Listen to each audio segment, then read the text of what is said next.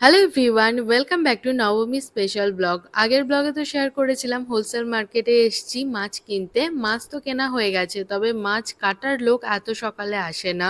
আমাদের মাছ কেনা হয়েছে অ্যারাউন্ড 5টা নাগাদ, তবে মাছ কাটার লোক আস্তে আস্তে বাজবে সকাল 7টা। অতক্ষণ অপেক্ষা করার ধৈর্য তো আমাদের ছিল না, তাই আস্ত গোটা মাছ নিয়েই বাড়ি চলে আসলাম।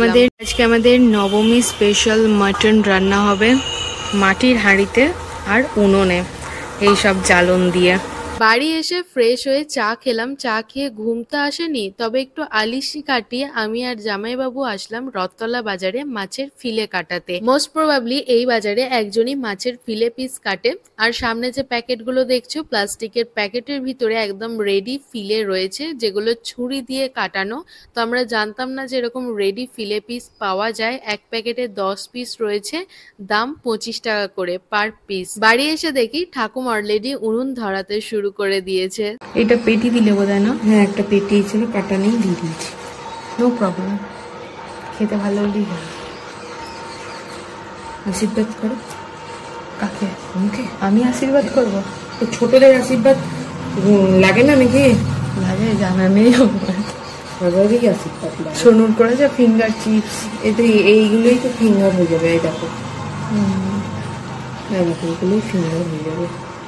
আর যদি তোমার মনে হয় যখন ইয়ে করবো কেটে দেবো। হ্যাঁ এবার দুটো হয়ে যাবে। বাইরে রান্না হলে তো বেশ মজাই হয়, একটা পিকনিক পিকনিক ফিল হয়। আর তারপর যদি অনেকজন থাকে তাহলে তো আর দেখতেই হবে না। কিন্তু এই যে এত জোগাড়, এই সব মনে করে করে আনাটাই হলো ব্যাপার। কাজকর্ম চলছে, কালকের জোগাড় চলছে আজকে থেকে। ফিশ ফ্রাই বানাবে দিদি, ফিশ ফ্রাই স্পেশালিস্ট, তারই জোগাড় চলছে। আর বাইরে মাটনের জোগাড় হচ্ছে। পেস্ট বানানো হবে, পেঁয়াজ লঙ্কা আদা, আর কি আছে বলবো না। জল না,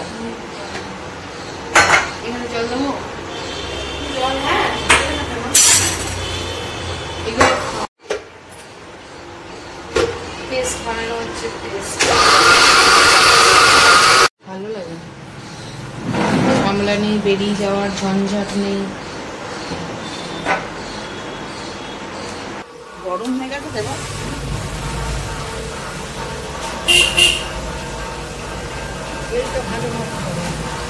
আর তো মাত্র এক সপ্তাহ, তারপরেই হলো কালী পুজো। এই বছরেরই কালী পুজো আসতে চললো। আর এগুলো হলো আগের বছরের কালী পুজোর কিছু বাজি, যেগুলো বেঁচে গিয়েছিল। সোনু ওগুলোকে রোদে দিয়েছে, বোধহয় সন্ধ্যাবেলাতে ফাটাবে। এদিকে তো সর্ষের তেল একদম গরম হয়ে গেছে, এবারে ফোড়ন দেওয়া হবে। আমাদের তো হান্ডি মাটন এই ফার্স্ট টাইম বানানো হচ্ছে, এক্সপিরিয়েন্সও হচ্ছে ফার্স্ট টাইম, তার জন্য আমরা সবাই অনেক বেশি এক্সাইটেড। তোমরা কি কখনো বাড়িতে ট্রাই করেছো এরকম মাটির হাঁড়িতে হান্ডি মাটন বা চিকেন? যদি বানিয়ে থাকো তাহলে কি প্রসেসে বানিয়েছো অবশ্যই আমাকে কমেন্টে জানিও। হয়ে গেছে তেলটা, ফোড়নটা হয়ে গেছে তো। লাল লাল হয়নি এখনো, হয়নি, লাল লাল হয়নি। আরে মা দেখতে পাচ্ছে না তো, মাকে তো বলে বলে দিতে হবে, মা তো কিছু দেখতে পাচ্ছে না।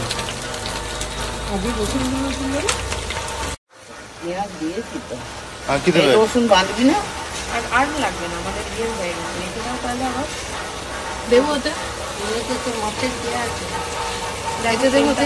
হ্যাঁ হ্যাঁ, একটু দাও, আর দিতে হবে। মাংসটা লাগবে তো? মাখানো আছে ওতে। আর বাটিতে দেবো না? দেখি ওদিকে ওদিকে শুনে দাও, শুনে দাও। এটা হতে কিন্তু অনেক সময় লাগবে। হয়ে গেছে। মাংসটা হতে হয়নি হয়নি। আধা গ্যাস আধা উনুন। টেস্ট হবে না বলে। সবাই মিলে কি করছে আজকে, পড়ে পড়ে গেলে ব্যাস খাওয়া ঘুচে যাবে। ও কি কাটি নিয়ে দিয়ে দিল একটা।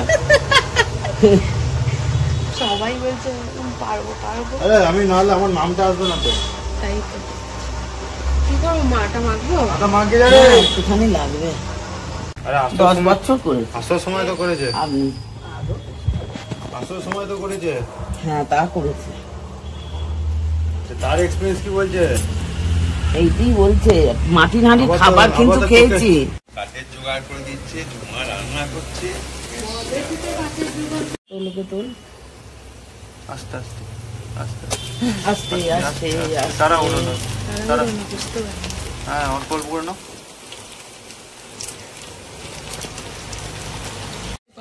না না না, একটু হোক হোক, ঢাকা দিয়ে দাও। একবারে চাপা দেবো, হোক একটু হোক। এতে ফোনেতে যে দেখি যে পারবে না, কমছে না এখন। না দাঁড়াও, কমতে সময় লাগবে। মোটামুটি একটা আন্দাজ করে মাটির হাঁড়িটা দোকান থেকে কেনা হয়েছিল। এবার অনেকটা মাংস, হাঁড়ি তো একদম ভর্তি হয়ে গেছে, খুব একটা ভালোভাবে মিক্সড করা যাচ্ছিল না খুন্তি দিয়ে, তাও একটু কোনোভাবে নেড়ে চেড়ে আলুগুলো উপর থেকে দিয়ে দিলাম, আর বাদ বাকি যা দেওয়ার ছিল সেগুলো মা দিয়ে দিল। তবে হ্যাঁ, যেটা বলাই হয়নি, এবারের মাংসতে না মা দুটো গোটা রসুন দিয়েছে। অনেক ভিডিও দেখেছি, অনেকজনকে গোটা রসুন খেতে দেখেছি, তবে হ্যাঁ আজকে আমরা ফার্স্ট টাইম ট্রাই করব। দিদির তো আটা মাখা হয়ে গেছে, সেখান থেকে কিছুটা আটা নিয়ে আসলাম হাঁড়ির মুখে লাগাবার জন্য। এবার তো সরা দিয়ে হাঁড়ির মুখটা বন্ধ করতে হবে। মাটনটা কম আছে দমে হতে থাকবে। মাটনটা প্রায় 3.5 থেকে 4 ঘন্টা ম্যারিনেট করে রাখা ছিল। আমরা তো ভাবছিলাম অনেকক্ষণ সময় লাগবে, কিন্তু মাত্র 1.5 ঘন্টা সময় লেগেছে রান্না হতে। ভীষণ ভালো ছিল মাটনটা। আর স্বাদ কেমন হয়েছিল দাঁড়াও দাঁড়াও, একটু পরেই শেয়ার করব তোমাদের সাথে। ফিশ ফ্রাইয়ের জোগাড় হচ্ছে, ফার্স্ট কোটিং চলছে, এরপরে হবে সেকেন্ড কোটিং। কালকের জন্য আজ থেকে প্রিপেয়ার করে রাখা হচ্ছে, যাতে কালকে একটু ফ্রি থাকা যায় আর কি। মা তো এখনো বাইরে মাটনটা নিয়ে গেছে, মাটন থেকে যা ভালো স্মেল আসছে না, আশা করছি খুব ভালো টেস্ট হবে।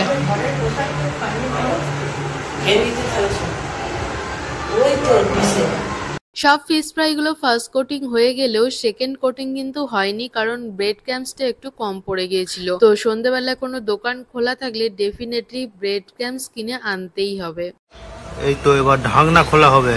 আমি আর দিদি ফিশ ফ্রাইয়ের জোগাড় করছিলাম। দিদি তো এখন ফিশ ফ্রাই বানানোর এক্সপার্ট হয়ে গেছে, দারুণ টেস্টি ফিশ ফ্রাই বানায়। তো ওইদিকে একটু ব্যস্ত ছিলাম। এখানে মোটামুটি আজকে যা যা ব্লগের ক্লিপিংস দেখেছো ম্যাক্সিমামই জয় ভিডিওটা বানিয়েছে। মা মাটন রান্না করেছে, আর ঠাকুমও ছিল, মানে দুজনা মিলে একসাথেই ছিল আর কি। ওদিকে আমরা দুজন আর এদিকে মা ঠাকুম। এবারে আসি স্বাদের কথায়। স্বাদটা হয়েছিল পুরো অথেন্টিক। মাটির হাঁড়িতে রান্না করলে যা হয়, একটা স্মোকি ফ্লেভার ছিল। টেস্টের কথা বলে বোঝাতে পারবো না, অপূর্ব টেস্ট হয়েছিল। মাটনটাও যত ভালো ছিল, রান্নাটাও তত ভালো হয়েছে। রান্না বান্না একদম সিম্পল হয়েছিল, কিন্তু দিনটা পুরো জমে গিয়েছিল। আই থিঙ্ক মাটনটা দেখে তোমরা বুঝতে পারছো যে কতটা ভালো সেদ্ধ হয়েছে। আর হ্যাঁ, যে কথাটা বলা হলো না, গোটা রসুন তো ভাতে খেয়েছিলাম, কিন্তু তেমন কোনো আলাদা স্বাদ বা গন্ধ কিছুই বুঝতে পারিনি। Hello everyone, good evening. তো রেডি হয়ে গেছি, বেরোবো। আজকে যাচ্ছি ছোটদিদের বাড়িতে। তো ওদের বাড়ির সামনে আলামগঞ্জ বারোয়ারি পুজোটা হয়, আর ওদের পাড়াতেই যেহেতু, তাই আমাদের লাইন দেওয়ার দরকার পড়ে না। আর হ্যাঁ, রাহির সঙ্গেও দেখা হবে। আমরা সবাই মিলে রেডি শেডি হয়ে বেরোচ্ছি। আজকে একটু দেরি করেই বেরোচ্ছি, কারণ শুধুমাত্র ওখানেই যাওয়ার প্ল্যানিং আছে, আর কোথাও যাব না আজকে। ছোটদিদের বাড়ির সামনেটা কি সুন্দর টুনি দিয়ে সাজিয়েছে দেখো। চোখগুলো এরকম করে দিয়ে দেখতে হয়, উপর দিক দিয়ে তাকিয়ে।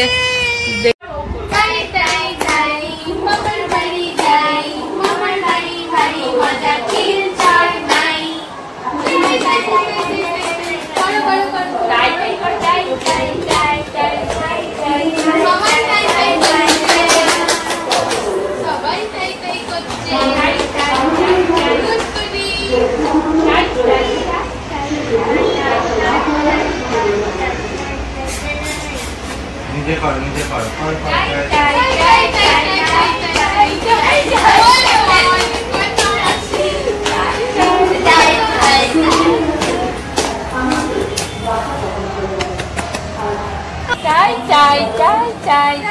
ছবি উঠছে তো, করতে হবে তো।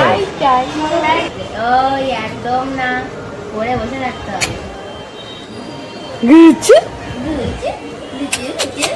যা খুলে ফেললো। তুমি কি আমাদের সাথে ঠাকুর দেখতে যাবে? কি গো, টেস্টি টেস্টি।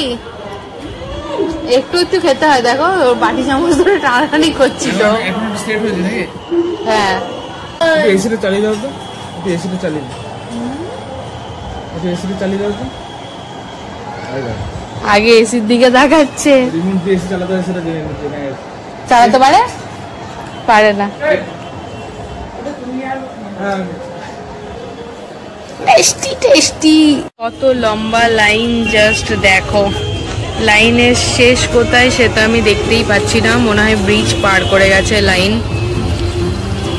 মানে এত লম্বা লাইন দিয়ে ঠাকুর দেখা সত্যিই চাপের ব্যাপার। যাই হোক, তো আমাদের তো লাইন দিতে হবে না। এখন ওই 9:30 মতন বাজতে যাচ্ছে, তো এখন যাচ্ছি ঠাকুর দেখতে।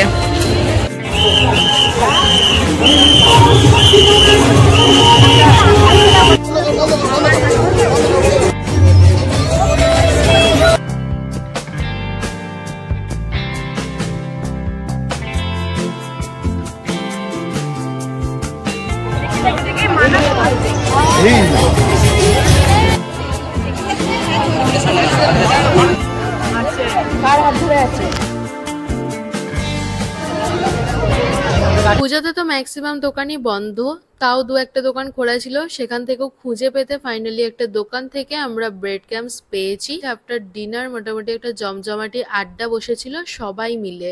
সবাই মানে আমরা এখানে সবাই প্রেজেন্ট ছিলাম। বেশ ভালো কিছু কথা নিয়ে এখানে ডিসকাশন চলছিল। এনিওয়েজ, এই ছিল আজকের ব্লগ। যদি কিছু ভালো লেগে থাকে তাহলে please do like, share and subscribe. কমেন্টে জানিও ব্লগটা দেখতে তোমাদের কেমন লাগলো। Thank you so much for watching. Bye by.